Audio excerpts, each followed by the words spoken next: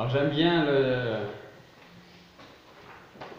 la dernière strophe du cantique Seigneur, donne-moi des ailes que nous avons chanté.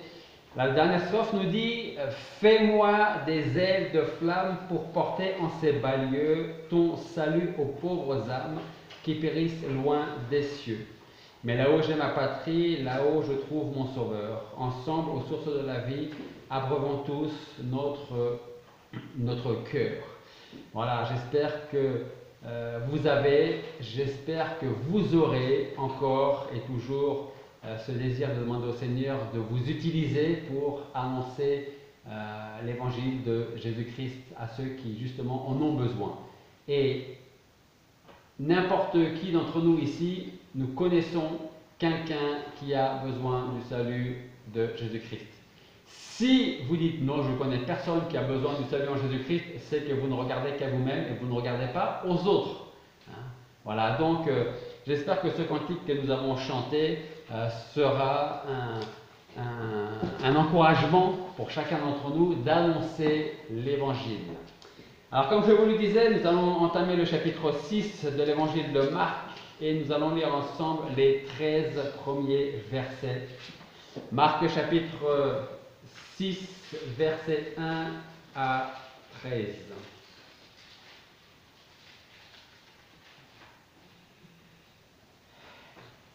Jésus étant parti de là, vint dans sa patrie et ses disciples le suivirent. Et quand le sabbat fut venu, il commença à enseigner dans la synagogue et plusieurs de ceux qui l'entendaient s'étonnaient et disaient « D'où viennent toutes ces choses à cet homme? Quelle est cette sagesse qui lui a été donnée? Et d'où vient que de si grands miracles se font par ses mains? N'est-ce pas là le charpentier, le fils de Marie, le frère de Jacques, de Joseph, de Jude, de Simon?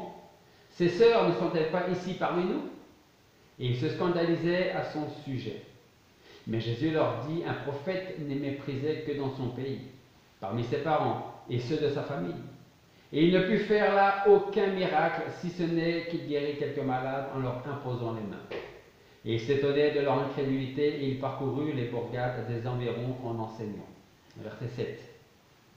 Alors il appela les 12 et il commença à les envoyer 2 à 2 et leur donna pouvoir sur les esprits immondes. Et il leur ordonna de ne rien prendre pour le chemin qu'un bâton, ni sac, ni pain, ni monnaie dans la ceinture, mais des sandales aux pieds, et de ne pas porter 2 habits. Il leur dit aussi, en quelque maison que vous entriez, demeurez-y jusqu'à ce que vous sortiez de ce lieu. Et lorsqu'il se trouvera des gens qui ne vous recevront pas et qui ne vous écouteront pas, en partant de là, secouez la poussière de vos pieds en témoignage contre eux. Je vous dis en vérité que le sort de Sodome et de Gomorrhe sera plus supportable au jour du jugement que celui de cette ville-là. Étant donc partis, ils prêchèrent qu'on se repentit, et ils chassèrent plusieurs démons, et oignirent d'huile plusieurs malades, et ils les guérirent. Prions. Père Céleste, nous voulons te remercier parce que ce matin, tu nous permets d'avoir ta parole entre les mains, de l'ouvrir, de la lire, et nous voulons te demander de nous aider à la comprendre, à la retenir et à la mettre en pratique. Tu as envoyé tes disciples, tes apôtres, à annoncer la bonne nouvelle de l'Évangile, ton Évangile. Et Seigneur, nous voulons prendre la relève et qu'à notre tour, tu nous envoies. Mets dans notre cœur ce désir envers ces âmes qui se meurent loin de toi. Seigneur, aide-nous à comprendre l'importance de l'évangélisation. Pourquoi nous devons le faire, pourquoi nous ne le faisons pas. Et Seigneur, je te demande donc de parler dans nos cœurs ce matin et de nous instruire pour ta gloire. Et c'est en ton nom que nous te prions. Amen. Alors à partir de ce matin, nous allons voir donc que le Seigneur envoie certaines personnes. Dans ce cas-là, il les envoie 2 par 2 pour annoncer l'évangile. Et le Seigneur leur dit, vous rentrez dans les bourgs, dans les villages, dans les villes. Si on veut vous recevoir, vous annoncez. Si on ne veut pas vous recevoir, vous partez et vous allez voir autre part. Ce qui est important ici, c'est le fait que le Seigneur envoie. Il a envoyé ses hommes et il nous demande également d'aller annoncer l'évangile.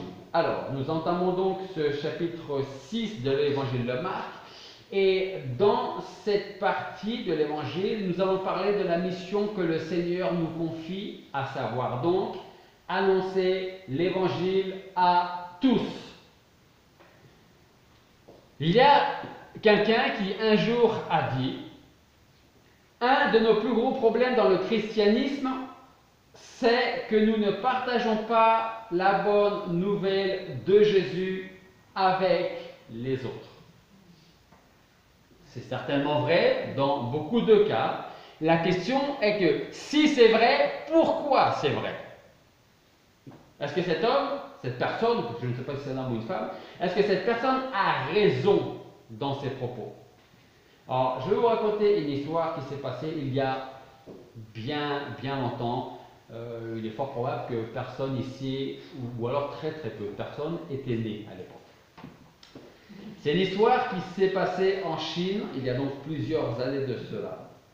Et une réunion importante a eu lieu à la frontière entre la Chine et le Tibet. Il y avait des fonctionnaires chinois, plusieurs autorités locales, des représentants d'un seigneur de la guerre tibétain. Ces gens s'étaient réunis avec un missionnaire médecin. Donc il avait, entre guillemets, la chance d'être médecin pour pouvoir aller en Chine. Mais il y avait aussi ce fardeau à cœur, il était missionnaire, donc missionnaire médecin. Donc ces gens avaient rendez-vous avec lui et cet homme était présent avec son fils. Et tous voulaient savoir pourquoi cet homme, ce missionnaire médecin, était venu se perdre en Chine à l'époque. Assis dans le fond de la pièce, à côté du vieil homme tibétain, le fils du missionnaire écoutait son père raconter la vieille histoire à un groupe d'hommes, dont la plupart n'avaient même jamais entendu le nom de Jésus. Alors que le missionnaire parlait, il y avait un vieil homme à côté du fils qui a commencé à marmonner, à murmurer encore et encore, et il disait: c'est pas vrai, c'est pas vrai, c'est pas vrai. Alors au début, son père ne l'a pas entendu, mais le vieil homme a commencé à parler un petit peu plus fort, et son père a fini par l'entendre, et il a répondu: si, c'est vrai, Jésus est venu dans ce monde et a vécu parmi nous. Il a accompli beaucoup de miracles, il a enseigné des choses merveilleuses au sujet de l'amour de Dieu pour tous les peuples, pour vous aussi. Et bien qu'il soit mort à cause de la méchanceté des hommes, Dieu l'a ressuscité des morts et aujourd'hui il est vivant. C'est vrai, et il y a beaucoup de preuves de ce que je dis. Alors pourquoi pensez-vous que cette histoire n'est pas vraie? Alors le vieux Tibétain a répondu très simplement par ces mots. Il a dit: si c'était vrai, nous en aurions entendu parler il y a déjà bien longtemps. Savez-vous quel est le plus grand bien que nous puissions faire à quelqu'un? C'est de l'amener, ou en tout cas au début c'est de lui parler de Christ, pour ensuite l'amener à Christ. Alors cette histoire vraie, ce missionnaire, c'était très certainement au début de l'évangélisation en Chine. Mais ce que ce vieil homme a dit est tout à fait vrai. Si c'était vrai, il y a longtemps qu'on en aurait entendu parler.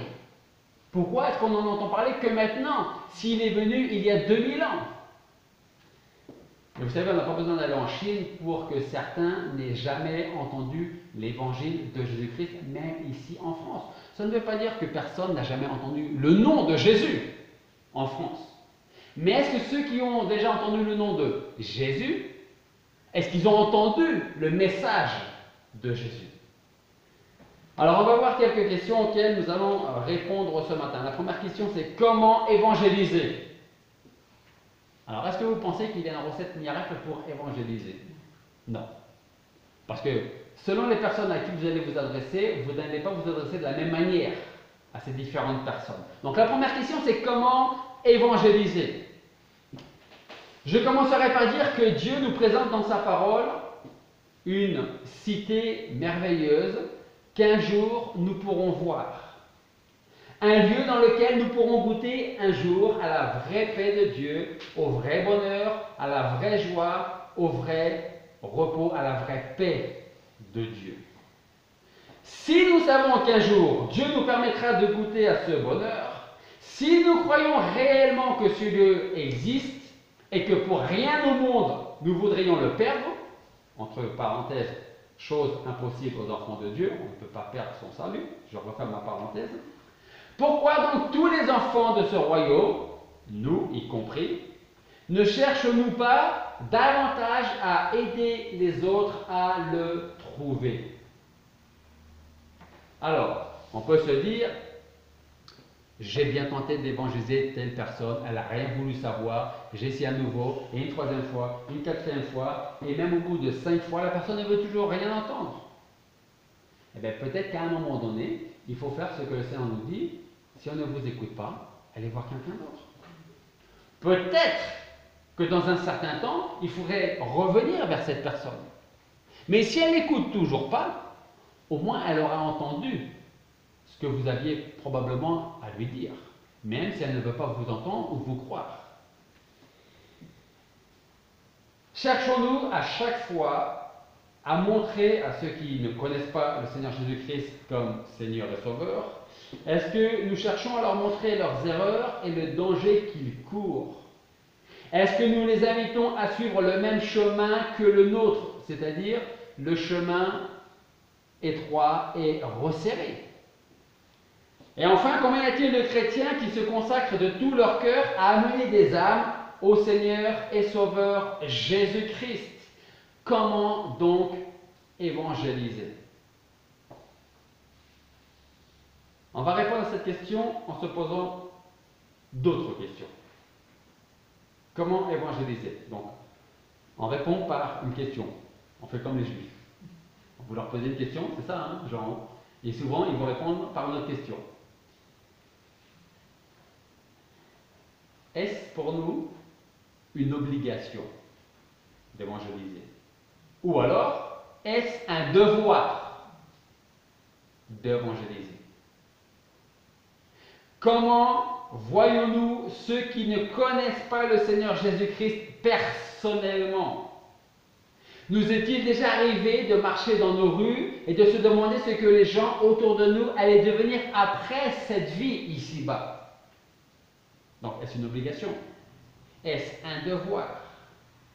Alors, pour répondre aux deux premières questions, obligation ou devoir, je dirais que l'évangélisation est en même temps une obligation et en même temps un devoir. Donc, on va en parler ce matin, et puis d'une autre certaine manière, Benjamin vous apportera aussi un petit peu la suite la semaine prochaine, vous verrez. Une obligation parce que Jésus-Christ lui-même nous dit en Matthieu 28, 19 et 20, je pense que vous n'avez pas besoin forcément de chercher, vous connaissez ce passage, si vous voulez le chercher, cherchez-le, mais Matthieu 28, 19 et 20, ce passage où le Seigneur nous dit lui-même, allez donc et instruisez toutes les nations, les baptisant au nom du Père, du Fils et du Saint-Esprit, en leur apprenant à garder tout ce que je vous ai commandé. Et voici, je suis avec vous tous les jours jusqu'à la fin du monde. Amen. Comment commence le verset 19? Allez est fait. Le premier mot c'est allez.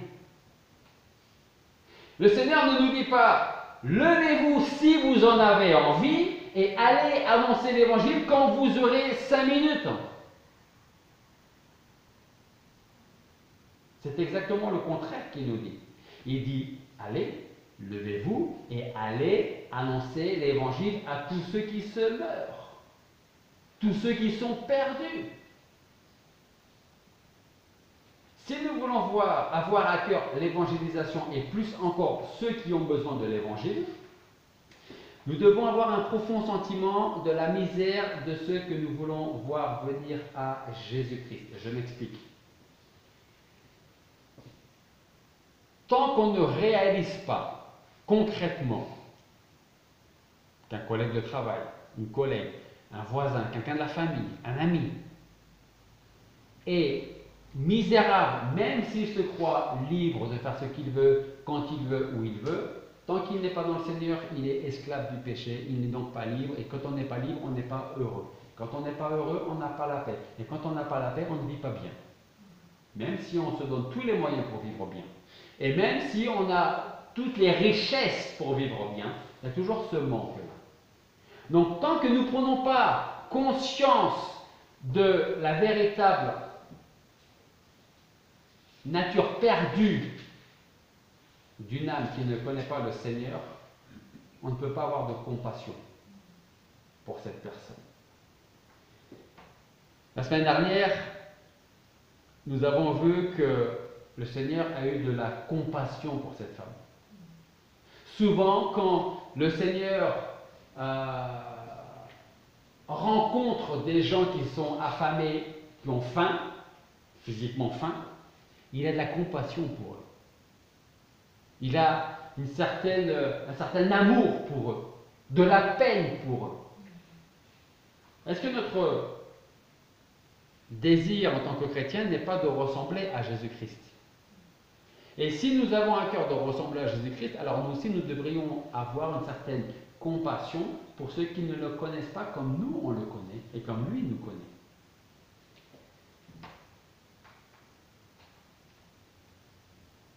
Notre cœur devrait s'émouvoir de compassion envers eux et désirer vivement leur repentance et leur salut. Alors après, ce qui peut être notre problème, c'est que parfois, on vit dans une société où on a souvent quelque chose à faire.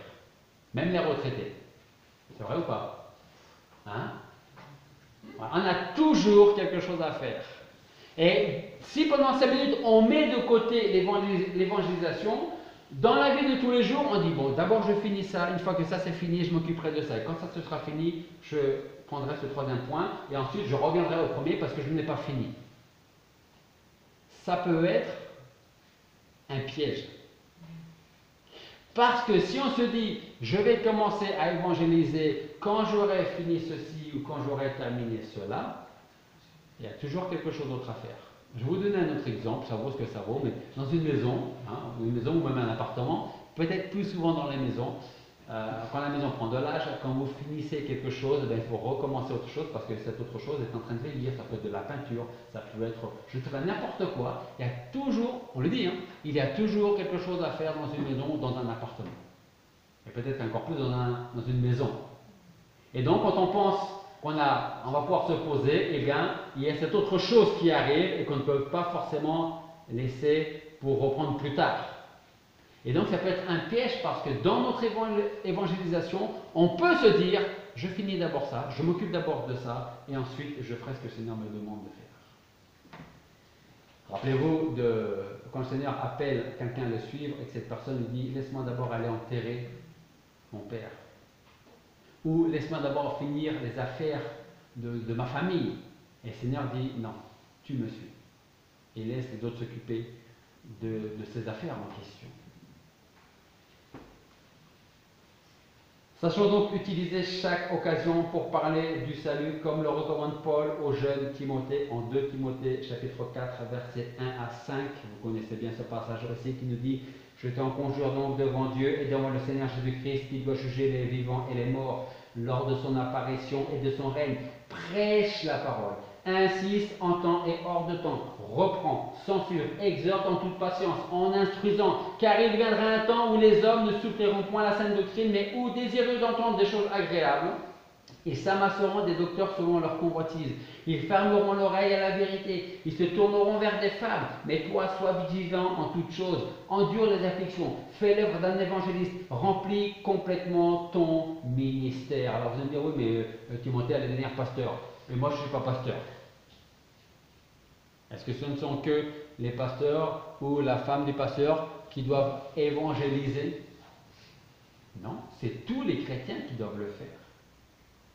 Alors la question suivante, c'est pourquoi est-ce que nous n'évangélisons pas toujours? Quelles sont les causes de notre négligence à ce devoir? Ça peut être dû à nos péchés dans lesquels nous vivons et qui nous empêchent, parce que ça travaille notre conscience, de témoigner. Ça peut être aussi notre culpabilité. Si nous n'avons pas à l'esprit les merveilles du repos céleste qui nous attend, comment est-ce que nous pourrions inciter les autres à connaître ce même repos céleste?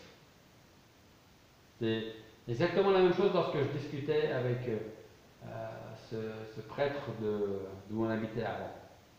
Et qui me disait, je ne sais pas, parce que j'avais posé la question, si tu meurs aujourd'hui, est-ce que tu vas au ciel? Je ne sais pas, mais j'espère.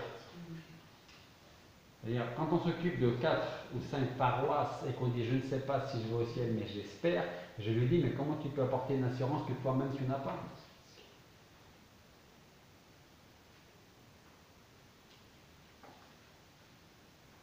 Si nous n'avons pas à l'esprit donc le repos céleste qui nous attend, si nous n'avons pas d'assurance en nous par rapport à Jésus-Christ, à ses promesses, comment inciter les autres à y avoir part? Parfois, nous ressentons si peu la misère de notre nature que nous sommes incapables de faire ressentir aux autres leur propre misère. Parce que souvent, notre problème, c'est que nous minimisons nos péchés, et donc on va faire la même chose chez les autres. Une autre raison de notre négligence est peut-être le prétexte d'incapacité. Alors, je vais vous poser la question, mais vous répondez pour vous-même. Est-ce que vous pensez être, d'une manière ou d'une autre, dans l'incapacité d'évangéliser les autres? Et si oui, pourquoi? Je vous pose cette question et répondez pour vous-même à cette question. On a un parfait exemple de soi-disant incapacité dans la parole de Dieu, dans l'Ancien Testament. Vous savez de qui je veux parler?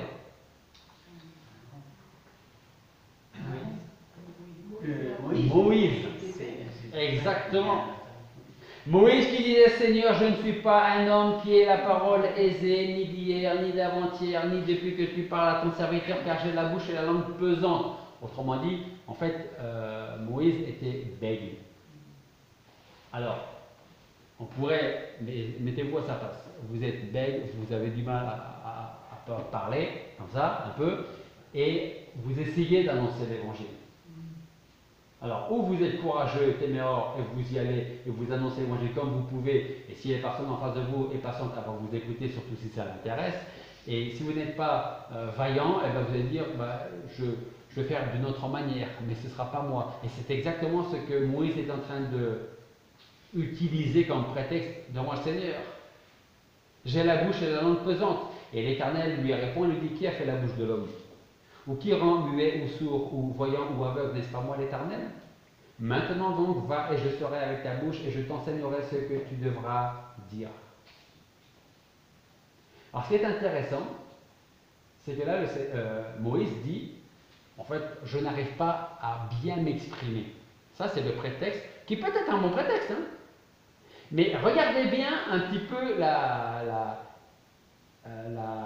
futilité. Moïse dit: je n'arrive pas bien à m'exprimer. Trouve quelqu'un d'autre, c'est un peu ce qu'il est en train de dire. Hein. Il ne le dit pas directement, mais c'est ce qu'il est au fond de lui en train de dire, ou en tout cas en train d'espérer. Donc il dit: pourquoi moi? Trouve quelqu'un d'autre qui saura parler à ma place. Je veux bien l'accompagner, mais c'est l'autre personne qui va parler. Donc, je n'arrive pas à m'exprimer. Ça, c'est ce que Moïse disait. Et que répond à la fin le Seigneur? Va, je serai avec ta bouche, et qu'est-ce qu'il dit? Je t'enseignerai ce que tu devras dire. Est-ce que vous voyez où je veux en venir? Il y en a un qui dit: je n'arrive pas à m'exprimer, et l'autre qui dit: je t'enseignerai ce que tu dois dire. Vous voyez pas comme une petite chose qui ne va pas bien là? Moïse parle de la forme et de Exactement. Moïse parle de la forme, il dit: je n'arrive pas à parler, à bien m'exprimer, les gens ne vont pas m'écouter, ils vont tourner les talons, ils vont partir. Et le Seigneur n'est pas en train de dire: je vais t'enlever sur ton handicap. Il ne dit pas: je vais t'aider à mieux parler. Il dit: t'inquiète pas, je t'enseignerai ce que tu dois dire. Autrement dit, le Seigneur est en train de dire: allez, oublie ton excuse, vas-y et je vais te dire ce que tu devras dire. Ne pensons pas que nous soyons totalement incapables d'annoncer l'évangile aux pécheurs.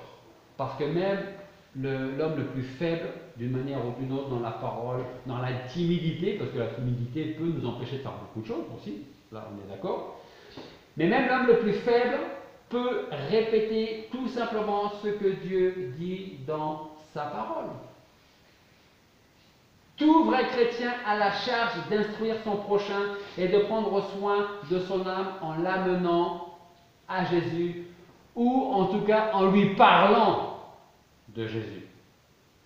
Parce que ce n'est pas parce que vous allez parler à quelqu'un de Jésus que automatiquement vous allez amener cette personne au Seigneur. Je vous donne un exemple. Si vous témoignez à quelqu'un qui est sur la route de Saint-Jacques-de-Compostelle, là vous habitez pas loin de la route de Saint-Jacques-de-Compostelle, il y en a quelques-uns. Ok? Imaginez que vous n'arrivez pas, ou vous êtes timide, on va partir sur le fait que vous êtes timide, et vous avez envie de faire quelque chose pour ces gens qui vont marcher sur le chemin de Compostelle, qui n'amènent pas au Seigneur, hein, je tiens à le préciser. Vous avez envie de faire quelque chose, mais vous êtes timide. Qu'est-ce que vous pourriez faire? Je vous donne un exemple tout simple. En plus, on en a plein ici. Vous prenez des évangiles et vous dites à la personne, vous faites le chemin de Saint-Jacques? Oui, alors en principe, on les reconnaît. Hein. Le sac à dos, le bâton, tout ça, le chapeau quand il fait chaud. On les reconnaît. Hein. Okay? Et si vous dites oui, croyez-moi, ça marche 10 fois sur 10. Vous lui tendez un petit évangile, quelque chose qu'on peut avoir là, et vous lui dites, bah tiens, j'ai un petit livre pour vous, sur votre route. À chaque fois qu'on a fait ça, à chaque fois, les gens l'ont pris et en plus ils ont dit merci. Et de cette manière-là, vous avez annoncé l'évangile. Ou en tout cas, vous avez donné l'évangile.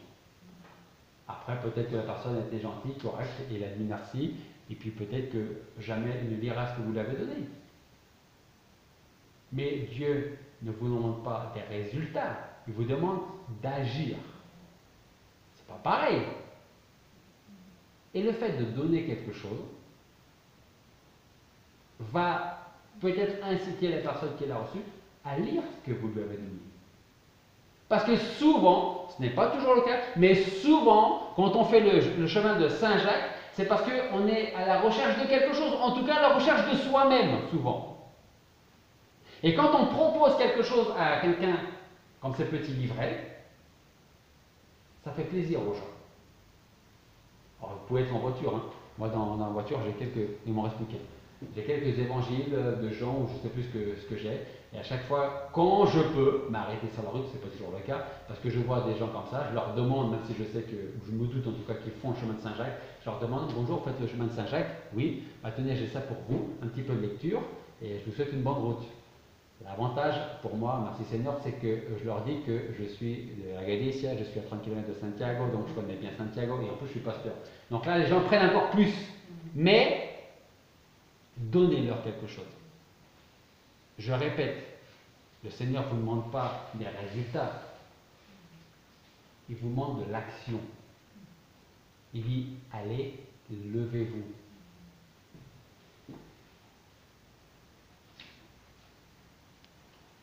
Donc, si nous connaissons des gens qui ne sont pas en Christ, alors nous devons leur dire qu'ils ont besoin de se tourner vers lui avant qu'il ne soit trop tard.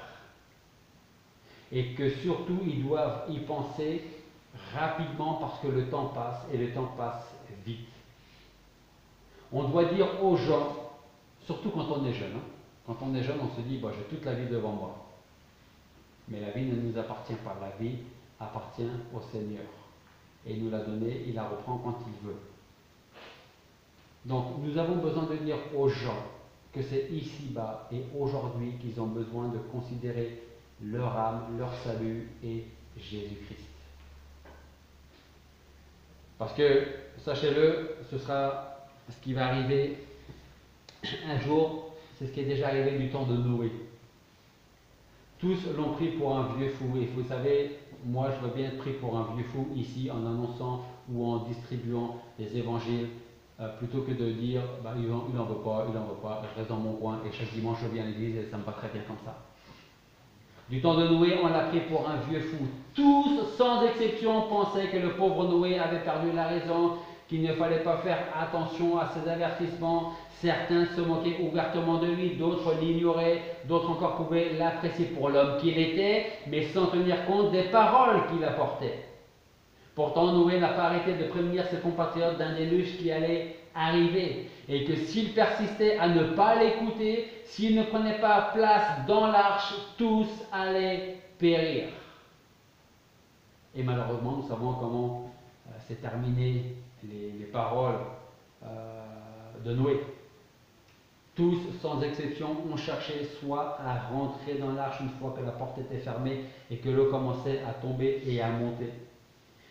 Ou alors ils ont cherché à trouver un refuge sur la montagne la plus haute. Pas un seul, ça j'en suis sûr et certain, même si je n'y étais pas, je suis sûr et certain que pas un seul n'est resté là sans bouger en disant tiens, il tombe un peu de pluie, mais ça va passer. Je suis sûr que tous, très certainement, ont dû à ce moment précis repenser aux paroles de ce soi-disant fou qui nous avait avertis depuis 120 ans que ça allait arriver. Et aujourd'hui, ça arrive. Tous, sans exception, sont morts. Sauf les 8 personnes qui ont mis leur confiance en Dieu et qui sont rentrées dans l'arche après que le Seigneur a fermé lui-même la porte de l'arche et après il était trop tard pour rentrer. Mais ça n'était pas fini avec tous ceux qui sont morts, car tous, un après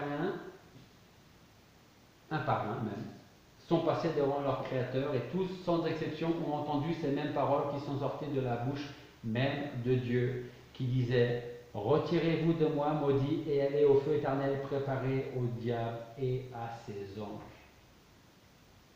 Il est fort probable que ces gens aient tenté de se justifier comme ceux qui vivent aujourd'hui et qui un jour seront face à face avec le Seigneur alors qu'ils ne l'auront pas accepté comme le Seigneur et Sauveur.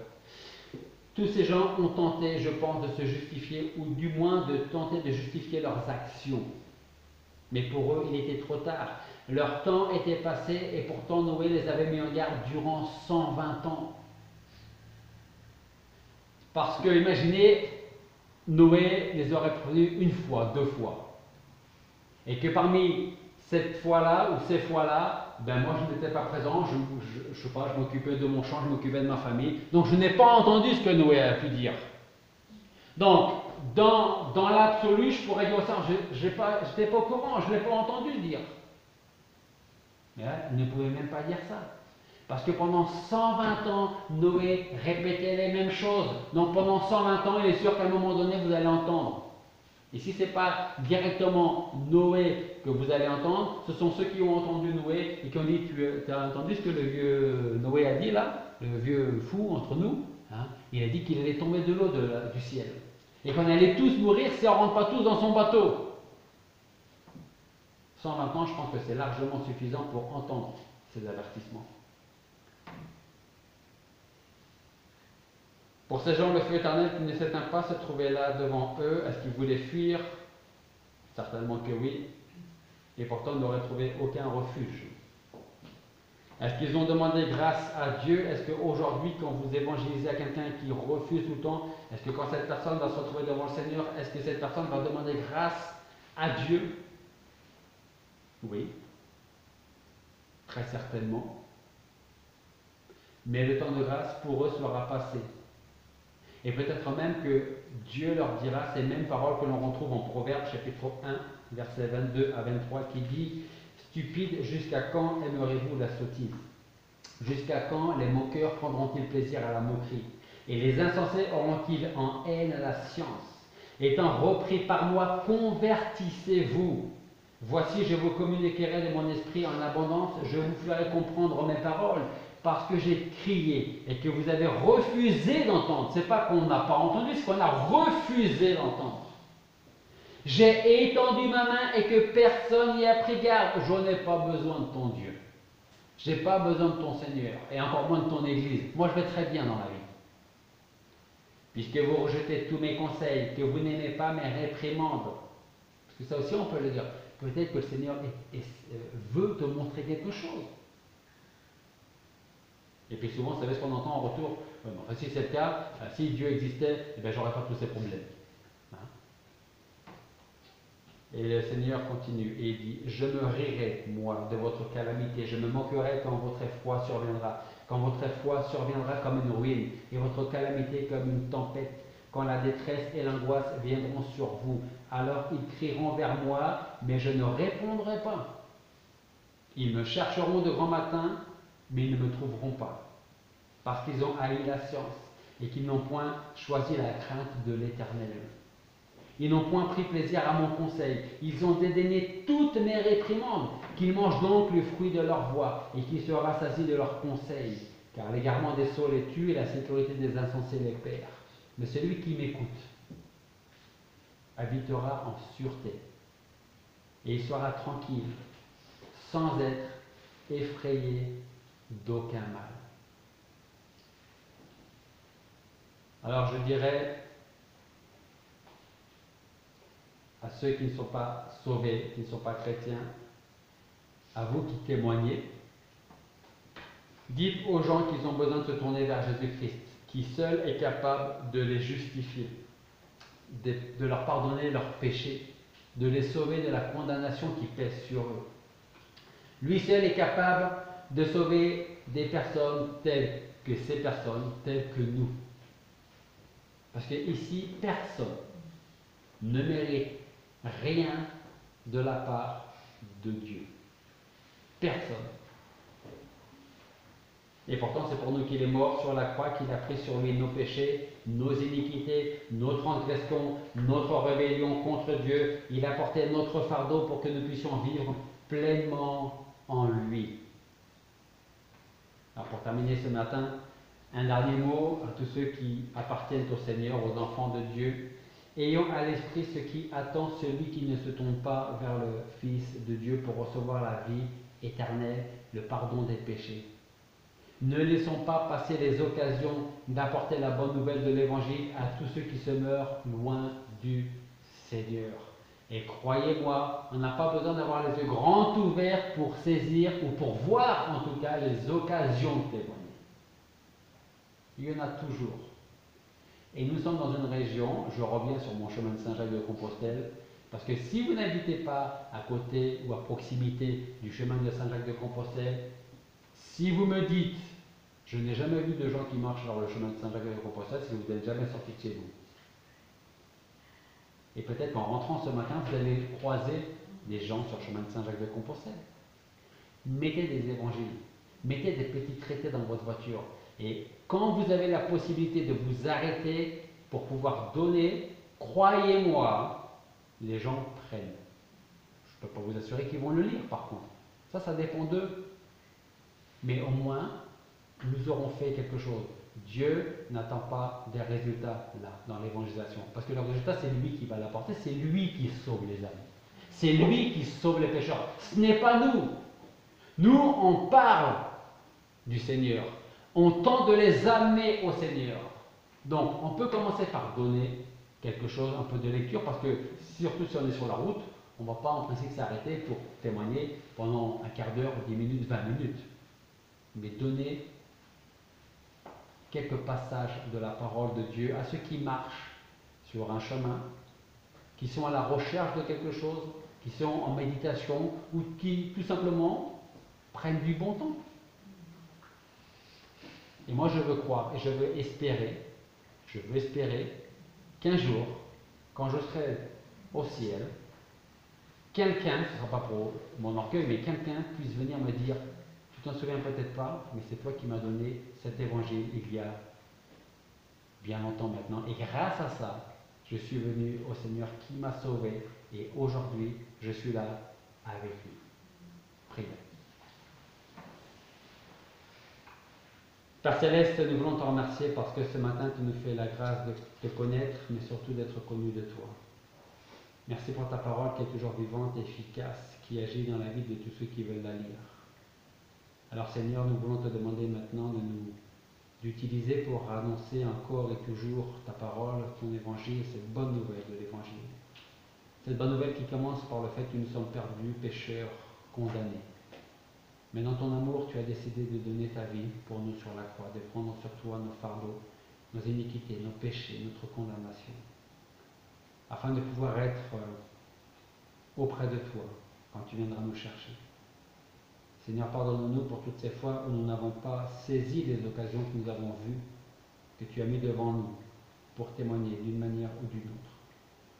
Aide-nous à ne pas avoir honte de l'Évangile, à ne pas avoir à se cacher derrière de fausses excuses, comme Moïse a pu le faire quand tu lui as demandé d'aller délivrer ton peuple. Seigneur, c'est toi qui nous utilises, c'est toi qui mettras dans notre bouche les paroles que nous avons besoin d'annoncer, que les gens ont besoin d'entendre. Alors Seigneur, fais de nous des ouvriers de paix et des gens qui ont de la compassion, de la miséricorde pour ceux qui ne te connaissent pas. Et c'est en ton nom que nous te prions.